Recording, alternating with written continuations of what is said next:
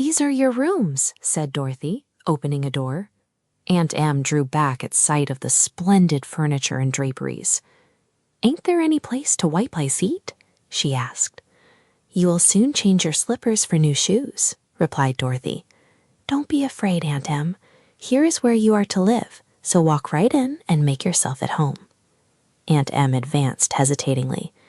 "It beats the Topeka Hotel," she cried admiringly. "But this place is too grand for us, child. Can't we have some back room in the attic that's more in our class?" "No," said Dorothy. "You've got to live here 'cause Ozma says so. And all the rooms in this palace are just as fine as these, and some are better. It won't do any good to fuss, Aunt Em. You've got to be swell and high-toned in the land of Oz, whether you want to or not, so you may as well make up your mind to it." "It's hard luck," replied her aunt, looking around with an odd expression. "But folks can get used to anything if they try. Eh, Henry?" "Why, as to that," said Uncle Henry slowly, "I believe in taking what's provided us and asking no questions. I've traveled some, Em, in my time, and you hain't, and that makes a difference between us." Then Dorothy showed them through the rooms. The first was a handsome sitting room with windows opening upon the rose gardens. Then came separate bedrooms for Aunt Em and Uncle Henry, with a fine bathroom between them.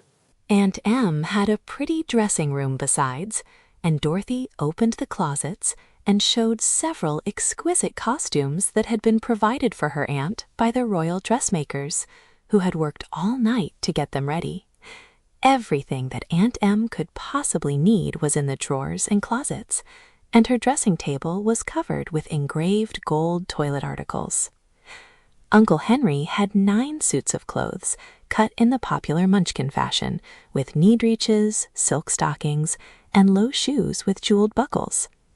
The hats to match these costumes had pointed tops and wide brims with small gold bells around the edges.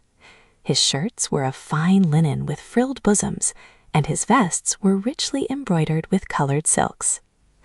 Uncle Henry decided that he would first take a bath and then dress himself in a blue satin suit that had caught his fancy. He accepted his good fortune with calm composure and refused to have a servant to assist him. But Aunt Em was all of a flutter, as she said, and it took Dorothy and Jellia Jam, the housekeeper, and 2 maids a long time to dress her and do up her hair and get her rigged like a popinjay, as she quaintly expressed it. She wanted to stop and admire everything that caught her eye, and she sighed continually and declared that such finery was too good for an old countrywoman, and that she never thought she would have to put on airs at her time of life.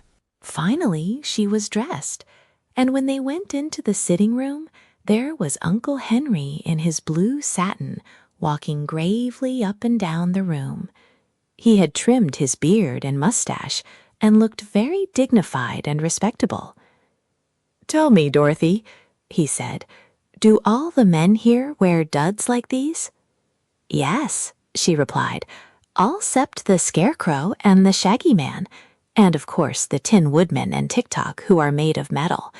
You'll find all the men at Ozma's court dressed just as you are, only perhaps a little finer." "Henry, you look like a play actor," announced Aunt Em, looking at her husband critically. "And you, Em, look more highfalutin than a peacock," he replied. "I guess you're right," she said regretfully, "but we're helpless victims of high-toned royalty." Dorothy was much amused. "Come with me," she said, "and I'll show you round the palace." She took them through the beautiful rooms and introduced them to all the people they chanced to meet. Also, she showed them her own pretty rooms, which were not far from their own.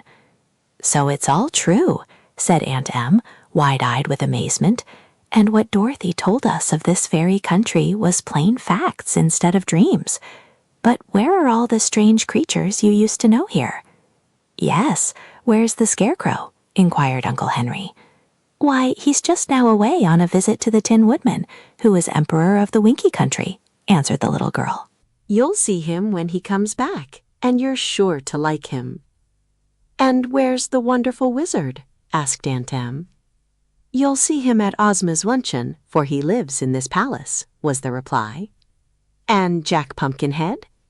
"Oh, he lives a little way out of town, in his own pumpkin field. We'll go there sometime and see him, and we'll call on Professor Wogglebug, too. The Shaggy Man will be at the luncheon, I guess, and TikTok. And now I'll take you out to see Bellina, who has a house of her own." So they went into the backyard, and after walking along winding paths some distance through the beautiful gardens, they came to an attractive little house where the yellow hen sat on the front porch sunning herself. "Good morning, my dear mistress," called Bellina, fluttering down to meet them. "I was expecting you to call, for I heard you had come back and brought your uncle and aunt with you." "We're here for good and all this time, Bellina," cried Dorothy joyfully. "Uncle Henry and Aunt Em belong in Oz now as much as I do." "Then they are very lucky people," declared Bellina, "for there couldn't be a nicer place to live. But come, my dear, I must show you all my Dorothys. 9 are living and have grown up to be very respectable hens, but one took cold at Ozma's birthday party and died of the pip, and the other 2 turned out to be horrid roosters, so I had to change their names from Dorothy to Daniel." They all had the letter D engraved upon, you remember, with your picture inside, and D stands for Daniel as well as for Dorothy. "Did you call both the roosters Daniel?" asked Uncle Henry. "Yes, indeed. I've 9 Dorothys and 2 Daniels, and the 9 Dorothys have 86 sons and daughters and over 300 grandchildren," said Bellina proudly. "What names do you give 'em all, dear?" inquired the little girl. "Oh, they are all Dorothys and Daniels, some being juniors and some double juniors. Dorothy and Daniel are 2 good names, and I see no object in hunting for others," declared the yellow hen. "But just think, Dorothy, what a big chicken family we've grown to be, and our numbers increase nearly every day. Ozma doesn't know what to do with all the eggs we lay, and we are never eaten or harmed in any way, as chickens are in your country. They give us everything to make us contented and happy, and I, my dear, am the acknowledged queen and governor of every chicken in Oz, because I'm the eldest and started the whole colony." "You ought to be very proud, ma'am," said Uncle Henry, who was astonished to hear a hen talk so sensibly. "Oh, I am," she replied. "I've the loveliest pearl necklace you ever saw. Come in the house and I'll show it to you. And I've 9 leg bracelets and a diamond pin for each wing, but I only wear them on state occasions." They followed the yellow hen into the house, which Aunt Em declared was neat as a pin. They could not sit down because all Bellina's chairs were roosting poles made of silver, so they had to stand while the hen fussily showed them her treasures. Then they had to go into the back rooms occupied by Bellina's 9 Dorothys and 2 Daniels, who were all plump yellow chickens and greeted the visitors very politely. It was easy to see that they were well bred and that Bellina had looked after their education. In the yards were all the children and grandchildren of these 11 elders, and they were of all sizes, from well-grown hens to tiny chickens just out of the shell. About 50 fluffy yellow youngsters were at school, being taught good manners and good grammar by a young hen who wore spectacles. They sang in chorus a patriotic song of the land of Oz in honor of their visitors, and Aunt Em was much impressed by these talking chickens. Dorothy wanted to stay and play with the young chickens for a while, but Uncle Henry and Aunt Em had not seen the palace grounds and gardens yet, and were eager to get better acquainted with the marvelous and delightful land in which they were to live. "I'll stay here, and you can go for a walk," said Dorothy. "You'll be perfectly safe anywhere, and may do whatever you want to. When you get tired, go back to the palace and find your rooms, and I'll come to you before luncheon is ready." So Uncle Henry and Aunt Em started out alone to explore the grounds, and Dorothy knew they couldn't get lost, because all the palace grounds were enclosed by a high wall of green marble set with emeralds. It was a rare treat to these simple folk, who had lived in the country all their lives and known little enjoyment of any sort, to wear beautiful clothes and live in a palace, and be treated with respect and consideration by all around them. They were very happy indeed as they strolled up the shady walks and looked upon the gorgeous flowers and shrubs, feeling that their new home was more beautiful than any tongue could describe. Suddenly, as they turned a corner and walked through a gap in a high hedge, they came face to face with an enormous lion, which crouched upon the green lawn and seemed surprised by their appearance. They stopped short, Uncle Henry trembling with horror, and Aunt Em too terrified to scream. Next moment, the poor woman clasped her husband around the neck and cried, "Save me, Henry, save me!" "Can't even save myself, Em," he returned in a husky voice, "for the animal looks as if it could eat both of us and lick its chops for more. If only I had a gun." "Haven't you, Henry, haven't you?" she asked anxiously. "Nary gun, Em, so let's die as brave and graceful as we can. I knew our luck couldn't last." "I won't die." "I won't be eaten by a lion," wailed Aunt Em, glaring upon the huge beast. Then a thought struck her, and she whispered, "Henry, I've heard as savage beastes can be conquered by the human eye. I'll eye that lion out a countenance and save our lives." "Try it, Em," he returned, also in a whisper. "Look at him as you do at me when I'm late to dinner." Aunt Em turned upon the lion a determined countenance and a wild, dilated eye. She glared at the immense beast steadily, and the lion, who had been quietly blinking at them, began to appear uneasy and disturbed.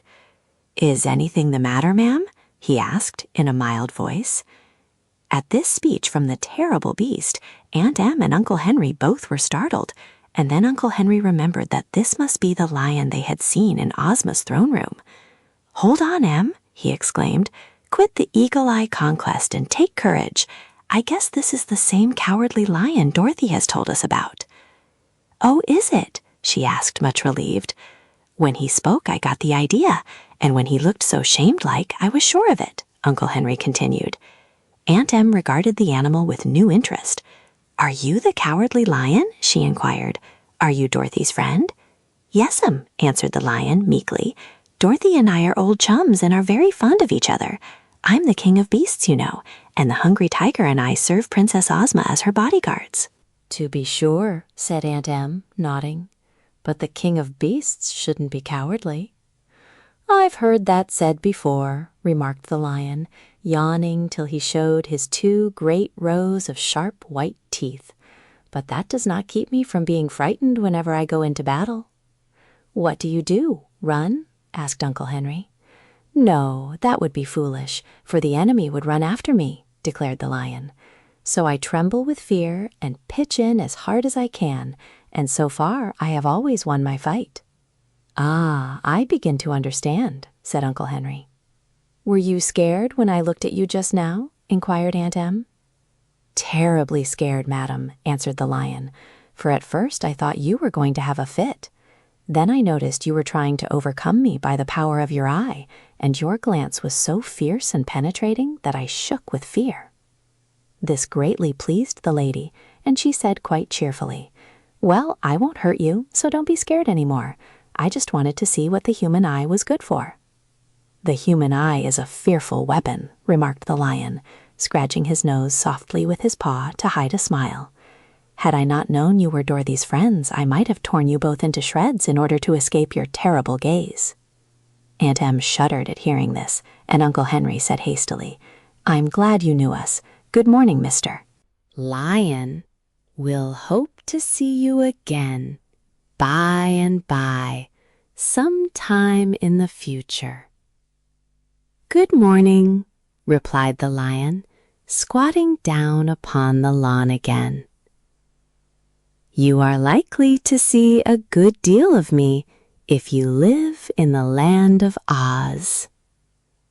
How the Grand Gallipoot Joined the Gnomes.